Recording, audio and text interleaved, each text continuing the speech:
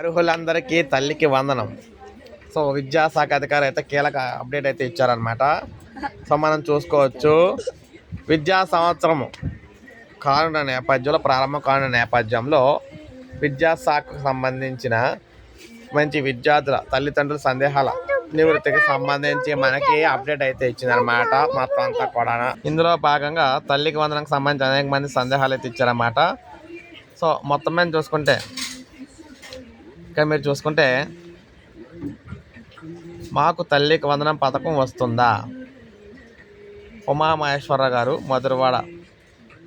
చూసుకుంటే సకర పోల్స, నాయుడు బాబు, నాయుడు తోట, శ్రీకృష్ణవేణి, ఇలాగా ఎంవిపి కాలనీ, ఇలా ఒకరు కాదు అందరూ కూడా అడుగుతూ ఉంటారు. అంటే ఇక్కడ గత విద్యా సంవత్సరంలో ఈ పథకం కింద తల్లిలో బ్యాంక్ ఖాతాలో నిధులు జమ అయిన వారికి ఈ ఏడాది కూడా నిధులు జమ చేస్తారు.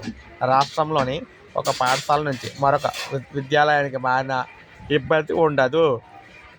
సిబిఎస్ఈ, ఐసిఎస్ఈ సిలబస్ చదివే విద్యార్థులకు ఈ పథకం వర్తించదు.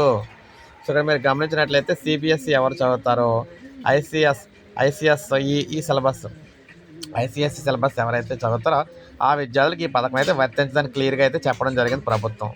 సో దీన్ని బట్టి చూసుకున్నట్లయితే ఇదైతే మీకు క్లియర్గా అర్థమవుతుంది. ప్రైవేట్ పాఠశాలలో ప్రభుత్వం నిర్ణయించిన దానికన్నా అధిక ఫీజులు వసూలు చేసినా కూడా ఇబ్బందులు అయితే ఉంటాయి. సో మొత్తంగా తల్లికి వందనం పథకానికి సంబంధించి ప్రభుత్వం క్లారిటీ అయితే తెచ్చింది. లాస్ట్ ఇయర్ ఒక స్కూల్లో ఉండి ఇప్పుడు ఇంకో స్కూల్లో మారినా కూడా ప్రాబ్లం అయితే ఉండదు. గతంలో ఎవరికైతే వచ్చిందో అందరికీ వస్తుంది. అయితే సిబిఎస్ఈ సిలబస్, ఐసిఎస్ఈ సిలబస్ చదివే విద్యార్థులకు అయితే ఈ పథకం వర్తించని చెప్పేసి డిఈఓ గారు అయితే తెలియజేయడం జరిగిందనమాట. సో మొత్తం మీద తల్లికి వందనానికి సంబంధించి ఈయన క్లారిటీ ఇన్ఫర్మేషన్ అయితే ఇచ్చారు. మనకి జూలైలోనే ఈ పథకానికి సంబంధించిన నిధులు అయితే విడుదల కాబోతున్నాయి.